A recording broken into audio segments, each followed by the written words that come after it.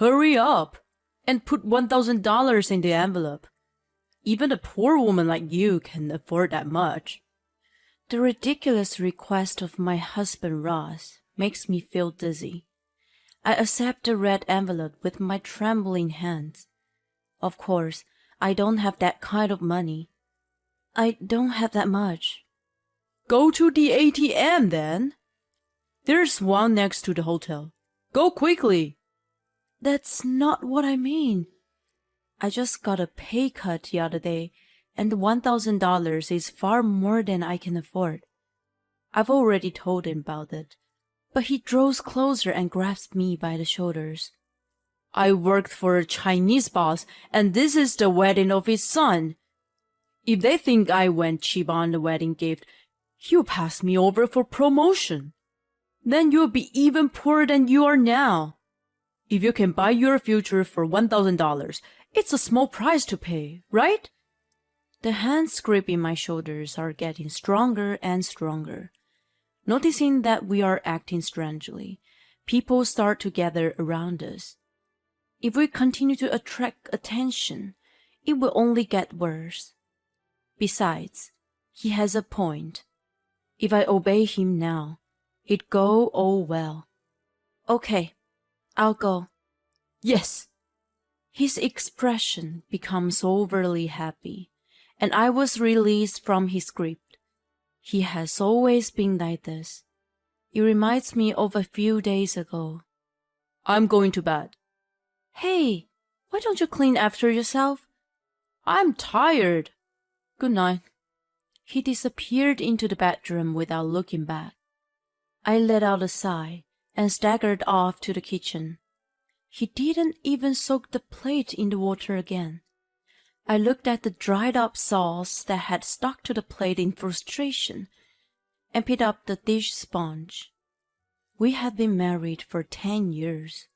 We met through a friend, and my first impression of him was, what a good-looking guy.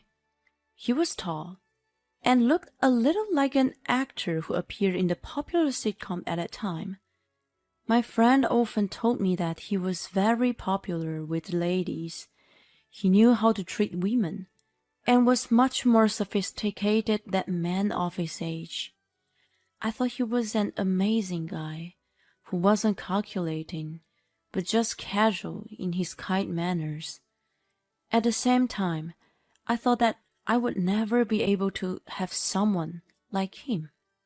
I was rather plain, and wasn't a good conversationalist. So when he confessed his feelings for me, I thought it was a prank. After dating for a few years, we got married. Although the first year was fun, his true nature gradually became apparent. He had a kind of misogynistic idea of a wife and thought he owned me. He started ordering me around. He repeatedly said that it was disgraceful for a man to do housework, even though we both worked. I was the one who took care of the house. I contemplated leaving him many times, but I couldn't let go of the thought that such a handsome guy had chosen me. When I finished washing the dishes, I poured wine in a glass and returned to the living room. I stared at a calendar on which the wedding anniversary is circled in red. I told myself to wait on divorce until at least our wedding anniversary. I still had a slight hope for him to change on that day, even though I knew it was wishful thinking. I chugged half a glass of wine. On the day of the anniversary, I took the day off, and Ross was getting ready for work. I was disappointed, realizing that I had set my expectations too high after all. Suddenly, he handed out a note to me. There was a name and address of a hotel written on it. Be there at 5 p.m. I took a half day off, so I'll head there directly from work. Is this? Dress nicely. Do you still have that gray dress you bought a while ago? Wear that. As soon as he finished, he breezed out of the house. I stood there in amazement. Then I finally came to my senses and exuberantly headed to my closet. He remembered. It's our first time for us to have dinner out on our anniversary. I put out the dress that had been neglected in the back of the closet and spun around in place. I knew the wonderful man was still inside of him. I was glad that I hadn't said anything stupid about divorce. There still was a lot of time, but I couldn't just be still and started to get ready.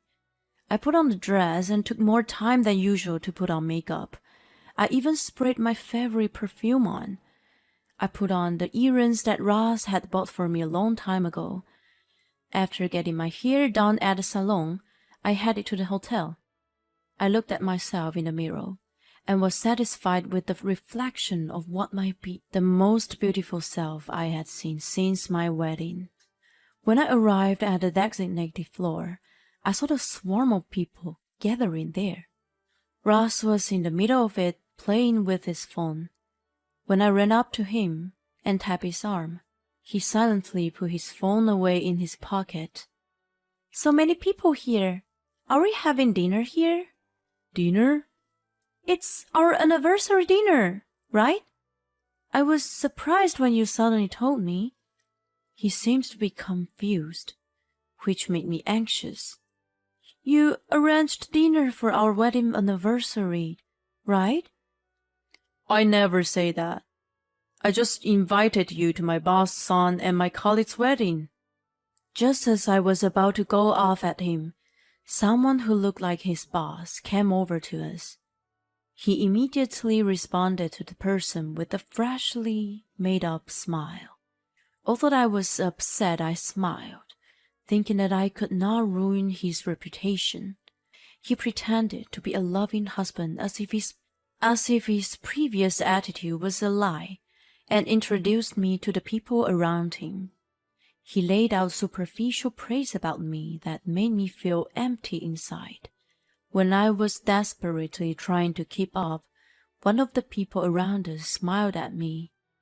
The gray-haired man said in a smooth voice as he was consoling me, "She seems like a really loving person.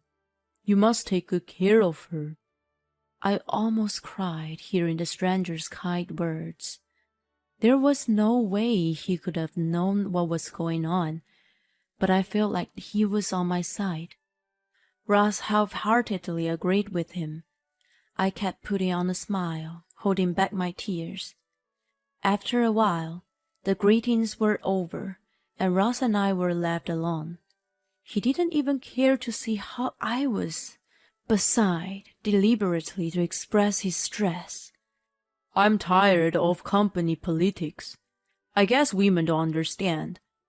The way he said it was so rude that I felt anger boiling up inside me. What's it got to do with being a woman? I work hard and earn my own money too. I played the perfect wife for his trivial pride. There was no reason for him to be sarcastic. Without caring about my feelings, he suddenly pulled out an envelope for me. I assumed that he wanted me to go to the reception desk to present it, but he was just grinning at me. It was the kind of smile that showed his true colors. "Hurry up and put $1,000 in the envelope. Even a poor woman like you can afford that much." His ridiculous request made me feel nauseous. I accepted the envelope with trembling hands. Of course, I didn't have that kind of money. My salary had recently been revised and reduced. The fresh memory of my boss apologizing to me popped into my head. "I don't have that kind of money." "Why don't you just go to the ATM? There is one next to the hotel. Go quickly." "That's not what I mean." He drew closer and grabbed me by my shoulders.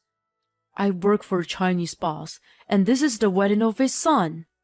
If they think I went cheap on the wedding gift, he'll pass me over for promotion. Then you'll be even poorer than you are now. If you can buy your future for $1,000, it's a small price to pay, right?" The hands gripping my shoulders were getting stronger and stronger. Noticing that we are acting strangely, people start to gather in around us. If we continue to attract attention, it will only get worse. Besides, he has a point. If I obey him now, it'll all go well. Okay, I'll go. Yes. His expression became overly happy, and I was released from his grip. I was on the verge of tears, but turned my back on him to go to the ATM. I was filled with despair. I put the money into the envelope as I mourned the reduced balance. When I returned to the hotel with it, Ross and the bride were talking amiably. Whenever he made a joke, he quickly touched some part of his body. The gesture seemed rather intimate, or rather sexual, and it made me feel uncomfortable. When we walked away, I handed him the envelope, and he finally gave me a sincere smile. Thank you. I know I forced you a bit earlier, but thank you for helping out. I can always count on you. By the way, weren't you a bit too close to the bride? I'm sure the groom wouldn't be so happy if he saw that. He shrugged his shoulders dramatically. There's nothing between us. She's just a good friend. She used to be one of my assistants when she just joined the company. He spoke so eloquently that it made me even more skeptical. I thought it was improper to continue such a conversation at a fine occasion, so I didn't pursue the matter any further. I was depressed during the reception. The bride kept glancing over at Ross, who kept acting like he was a big shot. The ultimate stab in my heart was what he said during his speech. Mike, make sure you remember to celebrate your anniversary. Jess is a kind woman, but there are etiquettes even between husband and wife. That's when my heart broke, and I left the hotel as soon as the dinner finished. I assumed Ross was going to stay until the end of the party. I drank the cheap wine I bought at the store on the way home and cried. Let's get a divorce. I can't keep doing this with him. After that, I found a lawyer and prepared for divorce. Then, the lawyer suggested that I file a claim for alimony. I told him about the incident at the wedding, and he felt something was up. He told me to try and find conclusive evidence to go after Ross.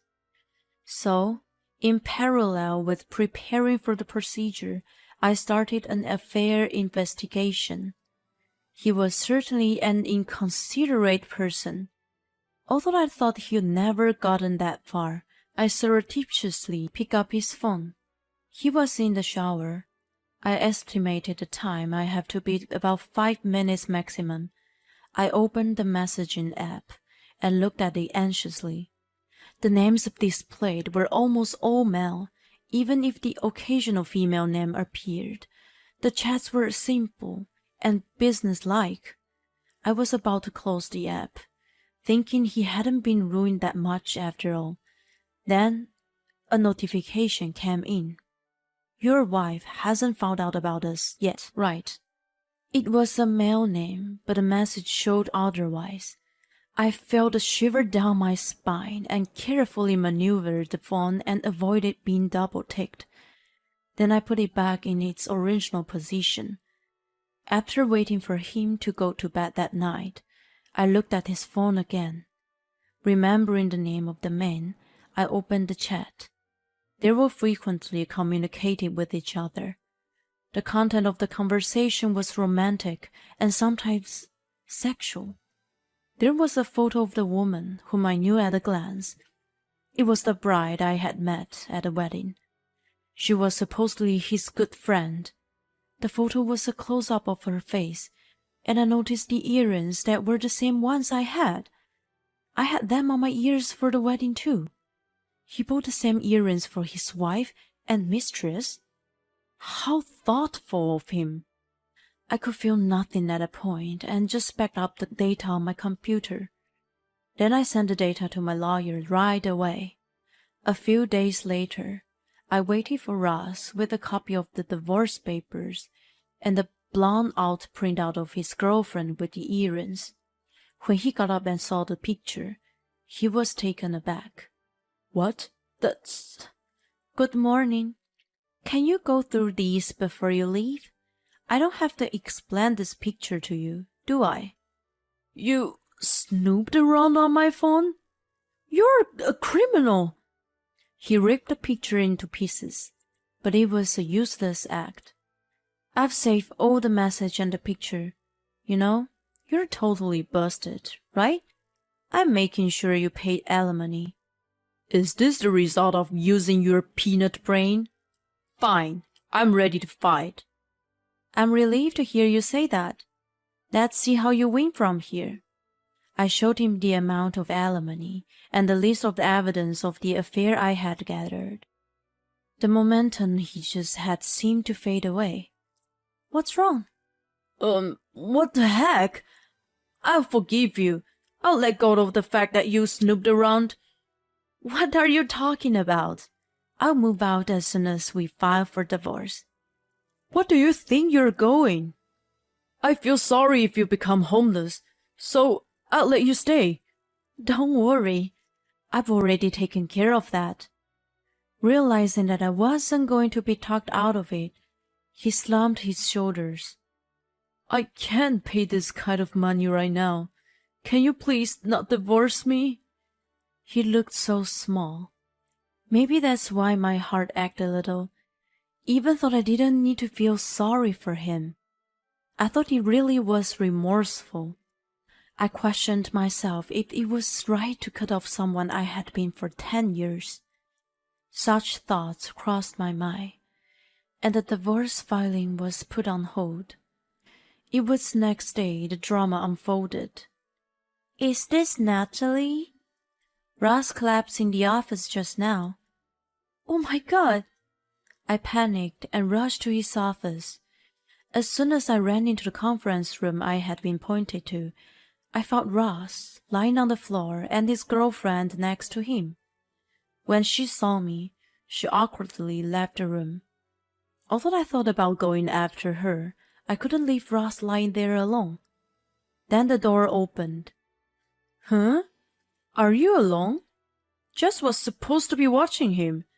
She's a good friend of Ross. Just got married the other day." The guy excused himself, saying that the ambulance had arrived and needed to escort the paramedic, and left. When I saw him off, I noticed a trash can. There was a torn of stockings shoved haphazardly in there. I wondered why there was such a thing there and picked it up. I remember that Jess seems to be bare legs. "Natalie?" He opened his eyes, and when he saw my hand, he stood up suddenly. He tried to take the stockings away from me, so I reflexively backed away from him. "What's the matter with you all of a sudden?" "Give it to me!" "Why do you want the torn stockings so badly?" I looked closely at his suit, which was wrinkled in places. Then the dots was finally connected in my head. I rolled up the stockings and hid them behind my back. "Oh, now I got it. You're unfaithful to me at work." "I don't know what you're talking about." "She called the ambulance, didn't she?" "It was a man who called me. Poor guy was put in the middle of it." "I saw your girlfriend sitting next to you. She ran away as soon as she saw me." When I was talking, the paramedics and his colleagues came running into the room. They must have sensed something was amiss and looked at us silently. "It was your own fault that you collapsed. Aren't you ashamed to have caused so much trouble for so many people?" I explained the situation to the paramedics, and then I went to file the divorce right away. On that same day, I left my home and headed to my parents' house. Both of them gladly accepted me back. That night, I received numerous calls from Ross. He was so persistent that I reluctantly picked up the phone in the end. "Hey!" I filed the divorce papers today. Happy separation anniversary. You made a speech about cherishing the anniversary and never forgetting it. Oh, and the alimony will be paid in the 12th of every month. Then even you won't forget. I hung up on him and immediately blocked his number. A few months later, I'm finally relaxing after settling in a new place. It's been a long time since I lived alone, but it really feels good. After the collapsing incident, Ross and Jazz were heavily criticized by their colleagues and resigned voluntarily. Bad reputation has spread within the same industry, and they were struggling to find a new job. The two seem to have been driven into what Ross calls poverty. He's still making alimony payments, thought it could stop at any time. Even without the alimony, I'll be able to make a living, but I have no plan to withdraw it. I see it as a purification for him as well. I have a good job now, and I also have time for my hobbies. It's great for me to be able to resume hand-making goods. In addition to feeling more relaxed, I'm now able to earn a side income too. I was shocked when I realized how much time I had wasted on that man. I feel powered up and be more active than ever, trying to make up for the loss now. Oh no, it's late. I'm supposed to have a coffee with a friend today. The sun is shining warmly through the window as if to bless my new life.